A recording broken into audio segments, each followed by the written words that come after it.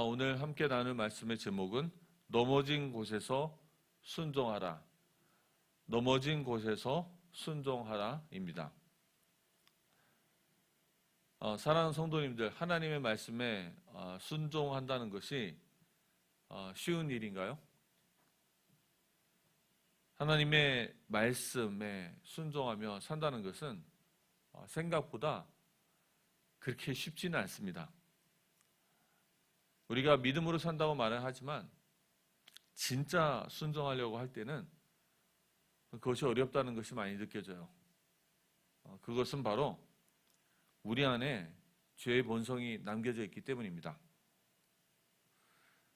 순종하지 않는 사람들은 예수를 믿으면서 입으로만 신앙생활을 하기 때문에 예수 믿는 것이 그렇게 어렵다고 느껴지지 않을 수도 있습니다. 그러나 진짜 순종하려 한다면 기도하지 않으면 안 됩니다. 그래서 참된 기도는 하나님, 제가 순종할 수 있도록 하나님 제게 힘을 주옵소서. 하나님이 뜻이 무엇인지 알게 해주시고 순종할 수 있는 힘을 주옵소서. 이것이 참된 기도 중에 하나인 것입니다. 그러므로 우리 사랑하는 성도님들이 조심해야 될 설교자들이 있습니다. 자신은 모든 것을 다 알고 있고 신자들은 깨닫지 못하는 것처럼 자신은 높은 곳에 서서 손가락질하면서 설교하는 그러한 설교자들은 매우 조심해야 합니다. 자신만이 복음을 깨닫고 자신만이 모든 걸 다 알고 있는 것처럼 얘기하며 사람들을 판단하고 하는 그런 설교하는 것은 마치 교주처럼 그 자리에 앉아있기 쉽습니다. 그래서 우리 과거에 있었던 단체에서 그런 설교들이 매우 많았죠. 그들의 메시지는 매우 단순하고 확신에 차 있었지만 삶은 그다지 복음적이지 않은 경우가 굉장히 많았습니다. 진짜 순종하려고 한다면 우리의 워딩이 달라집니다.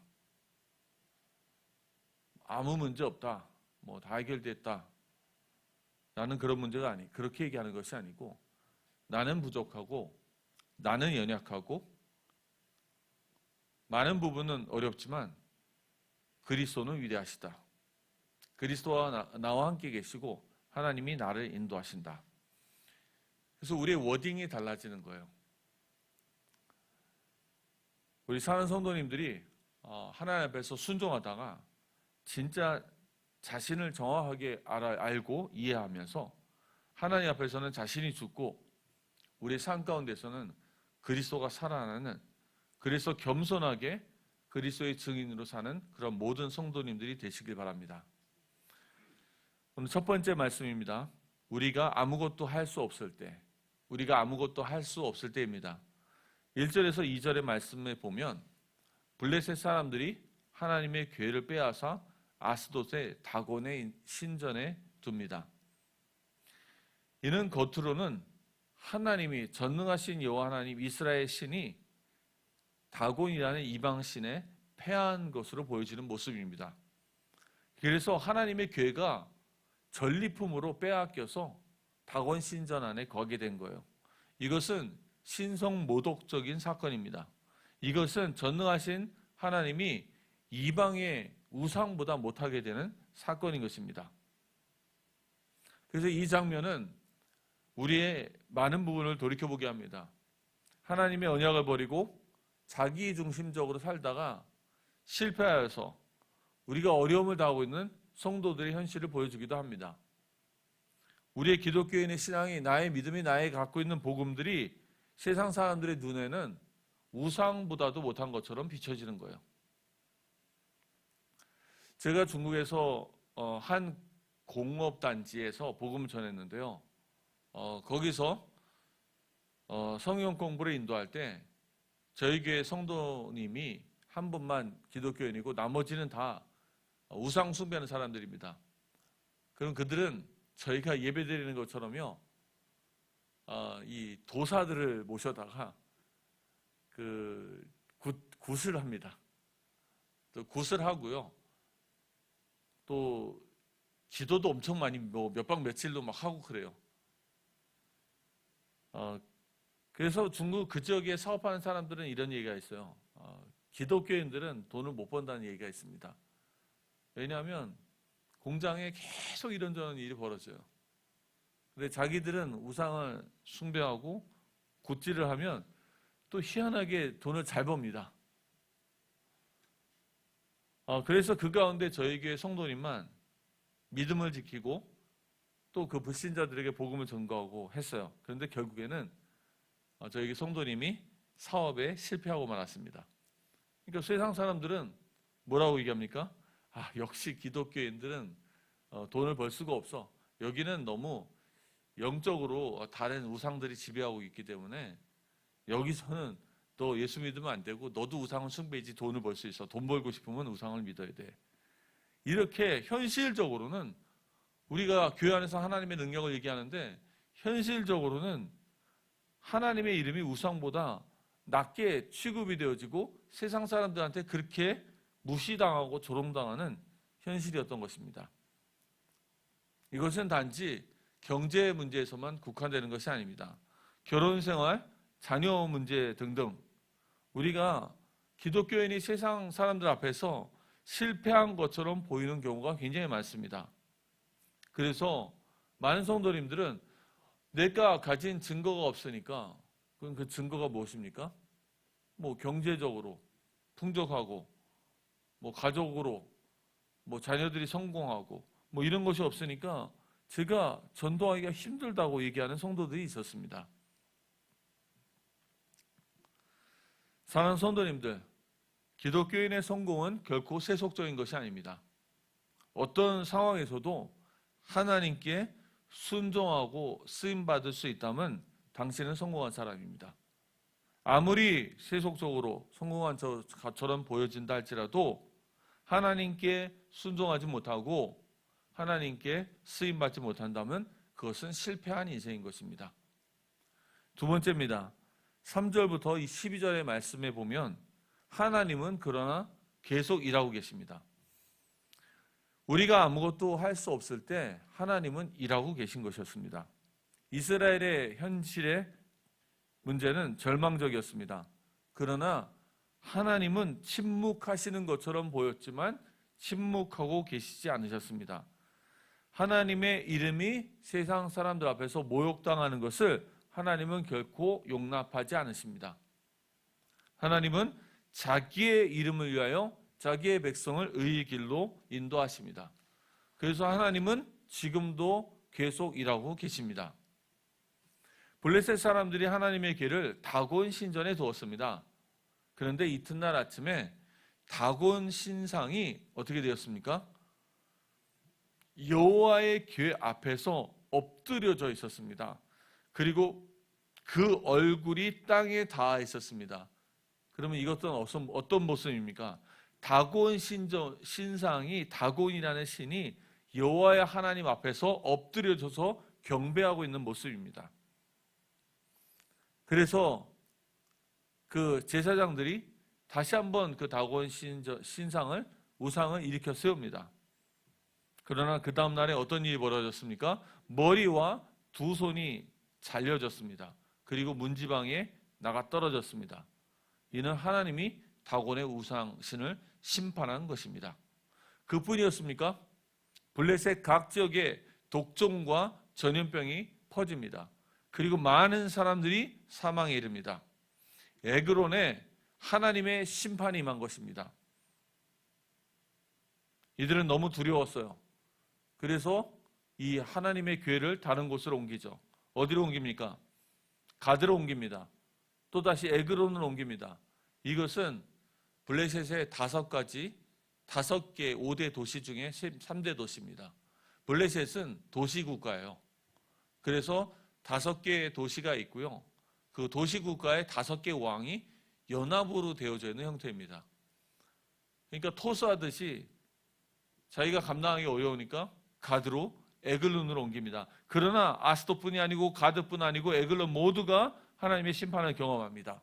모든 곳에 심한 독종이 임하였고요. 전염병이 퍼지고 사망이 이르렀습니다. 많은 사람이 죽게 된 것이에요. 사랑하는 성도님들, 왜 그들은 죽었을까요? 하나님의 거룩함이, 하나님의 영광이 임한 곳에는 하나님은 죄를 용납하지 않으십니다. 참 여기서 재미있는 부분이 있어요. 하나님의 교회는, 언약교회는 무엇을 의미합니까? 하나님의 임재하심을 의미합니다.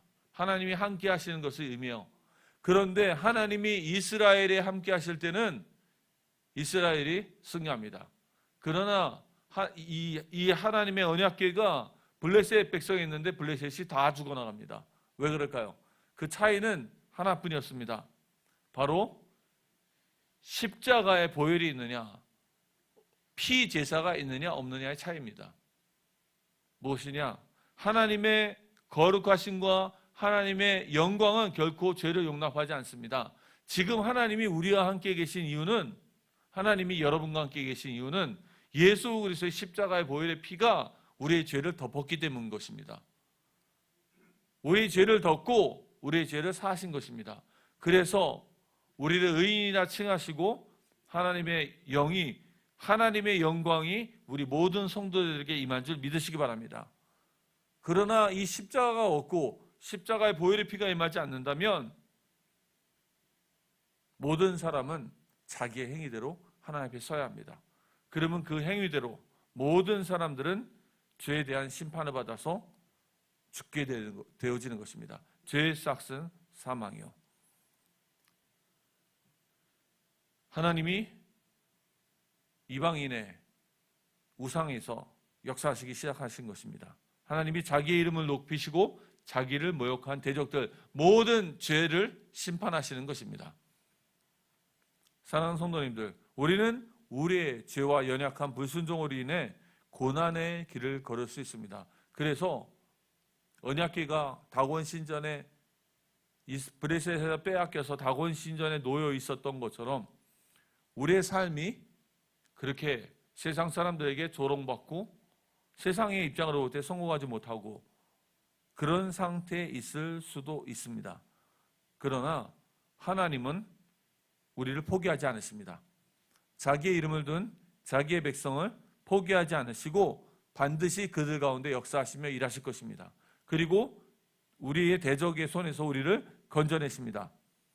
하나님이 우리에게 회복의 기회를 주시고 우리를 이끄실 것입니다. 우리가 아무리 어려운 때에 있다 할지라도 하나님은 보이지 않는 곳에서 일하고 계십니다. 제가 이 말씀을 묵상하면서요, 우리나라도 많이 생각해 봤어요. 어떻게 보면은 이 땅에 있는 많은 좌파적 이데올로기를 가지고 있는 사람들과 그들과 정치적으로 경제적으로 연합된 많은 사람들이 자기의 이익을 위해서 많은 불의의 일을 저지르고 그리고 꼭 집권한 것처럼 승리한 것처럼 보여질 수 있습니다. 그리고 교회는 어려움에 당하고 있는 것처럼 보여질 수도 있죠. 보니까 이쪽 좌파적 단체에서 우리 목사님들을 고소를 많이 하더라고요. 제가 며칠 전에 봤는데요. 대면 예배를 드려서 고소를 당했던 2020년 전에 교회가 있었습니다. 근데 그 교회가 1심에서 무죄로 판결되었습니다. 그리고 미국에서도 동성애자들에게 케이크를 만들어주지 않았다는 그 사장도 결국엔 대법원까지 가서 무죄로 판결되었습니다. 그들도 압니다. 이것을 고소해봤자 이 포괄적 이런 금지법 가지고 차별금지법 가지고 고소를 해봤자 사실은 승리하지 못한다는 거 알고 있습니다. 근데 알고 있으면서도 왜 그럴까요? 그렇게 하는 이유는 이런 일이 대법원까지 가는 기간 동안 교회가 목사님들이 많은 어려움을 당합니다. 경제가 풍성하지 않으니까요. 그러면 그걸 통해서 위축당하게 되며 우리가 해야 될 말을 진리의 말씀을 하지 못하게 위축하게 만드는 것입니다. 자, 이런 것을 생각하면서 꼭 그들은 승리한 것처럼 여호와의 궤를 다곤 신전에 넣은 것처럼 승리한 것처럼 보일지 모르겠지만 하나님은 역사하고 계십니다. 하나님은 보이지 않는 곳에서 역사하시고요. 자기의 이름을 가지고 자기의 능력으로 자기의 이름을 위하여 자기의 백성을 지키시며 이 땅에서 하나님의 공의와 역사를 이루실 줄 믿으시기 바랍니다. 결론과 마지막 권면의 말씀입니다. 사랑하는 성도님들, 우리는 모두 불완전한 자들입니다. 예수 믿고 죄사함 받고 성령을 받았을지라도 우리 모두는 넘어질 수 있습니다. 넘어진 자리에서 세상의 조롱을 받을 수도 있습니다. 그러나 기억하시기 바랍니다. 우리의 몸값은 하나님 독생자 예수 그리스도의 몸값입니다. 하나님은 그런 우리를 쉽게 포기하지 않으십니다. 하나님은 지금도 우리 안에서 일하고 계십니다. 결국은 원수들을 심판하시고 우리를 구원하실 것입니다. 그러므로 마지막 두 가지 권면하겠습니다. 사랑하는 성도님들, 첫 번째입니다. 어떤 상황에서도 결단코 절망하지 마시기 바랍니다. 어떤 상황에서도 좌절하지 마시기 바랍니다. 기독교인의 사전에게 없는 단어가 있습니다. 그것은 바로 절망입니다. 넘어진 자리에서 그러면 어떻게 일어나겠습니까? 어떻게 좌절하지 않고 일어나겠습니까? 그것은 본인이 생각하는 실패한 가장 그 낮은 자리에서 그곳에서 하나님의 말씀에 순종하시기 바랍니다. 하나님 말씀에 순종하기 위해 기도하시기 바랍니다. 그러면 성령께서 당신을 도우실 것입니다. 성령께서 우리를 도우십니다. 그리스도께서 우리를 위해 기도하고 계십니다. 잠언 24장 16절에 대저 의인은 7번 넘어질지라도 다시 일어나려니와 악인은 재앙으로 말미암아 엎드러지느니라. 하나님의 사람들은 7번 넘어져도 8번째 다시 일어날 수 있습니다. 눈은 높은 곳 하나님을 바라보십시오. 그러나 당신의 발은, 우리의 발은 지금 넘어진 그 낮은 자리에서 순종하시기 바랍니다. 그것이 바로 그 자리에서 일어나는 방법인 것입니다. 두 번째입니다. 넘어진 이웃을 정죄하지 마시기 바랍니다. 욥의 세 친구처럼 판단하지 마시길 바랍니다. 예수님이 제자들을 대하셨듯이 끝까지 인내하고 믿고 신뢰하고 도와주시기 바랍니다. 사랑은 오래 참고 모든 것을 믿으며 모든 것을 바라며 모든 것을 견딥니다. 우리의 넘어진 가족들과 우리의 넘어진 형제 자매들 기다리고 그들을 돕고 섬기는 모든 성도님들 되시기 바랍니다. 사랑은 감정이 아니라 복음에 대한 의지적 반응이며 순종입니다. 우리 안에 착한 일을 시작하신 이께서 예수 그리스도의 날까지 우리 안에 시작하신 그 일을 이루실 줄 믿습니다. 사랑하는 성도님들, 넘어진 자리에서 낙심하거나 실망하고 계시지 않습니까? 그 자리에서 다시 하나님을 향해 일어나십시오. 가장 낮은 곳에서 그분께 겸손하며 순종하시기 바랍니다. 하나님은 그 자리를 통해 일하시며 우리를 회복시키시고 우리를 통해 하나님의 영광을 다시 드러내실 것입니다.